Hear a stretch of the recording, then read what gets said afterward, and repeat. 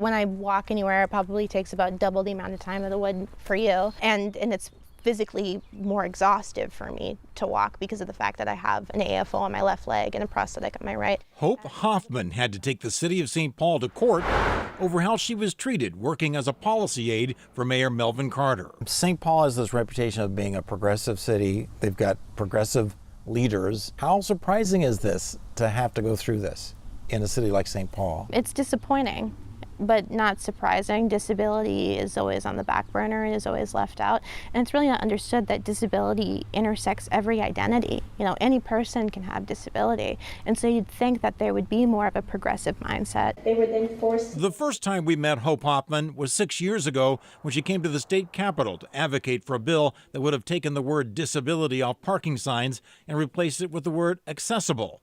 She didn't carry the day, but she stayed active as an advocate for persons with disabilities. I have learned that our challenges. And served for 3 years on the governor's Young Women's Initiative cabinet. I was appointed to represent young women with disabilities. I was born with spina bifida, which has always caused me to wear leg braces, and it visibly affects the way that I walk. And then in 2018, I went through a medical malpractice situation, and I'm now wearing a prosthetic, and that kind of messed up my college and career plans during that time. She said her job at St. Paul City Hall went well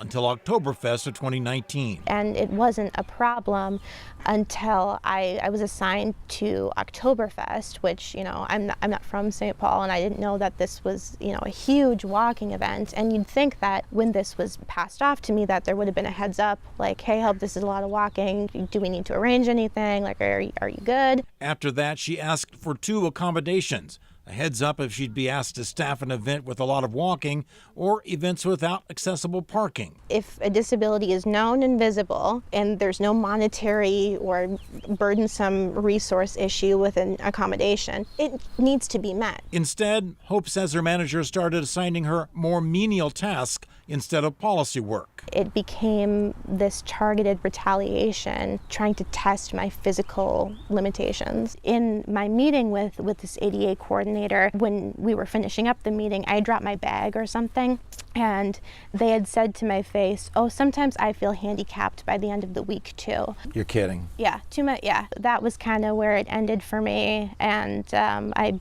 put in my resignation the next day. Now, the City Council's settlement includes $22,000 for lost wages, plus $22,000 for emotional distress, and $30,000 in attorney fees for Hoffman's attorney. The city also is covering the cost of the mediation between the two sides. Mayor Carter's spokesperson, Peter Leggett, said that we remain disheartened that our efforts to ensure Ms. Hoffman's success were not enough to make her feel supported during her time at the city. Did she talk to you at all, John? Did she share if any managers made any efforts, according to her, to accommodate her in terms of just the walking part of it? There was some. They gave her a lighter notepad to use to carry to events instead of a heavier laptop. They also said she could park in the deputy mayor's reserved spot because there isn't any dedicated accessible parking near City Hall. But what she'd really asked for was a heads up on events she was expected to staff so she could find out if there was accessible parking. And at one point, her manager, she says, just said, hey, just use Google Earth to figure that out.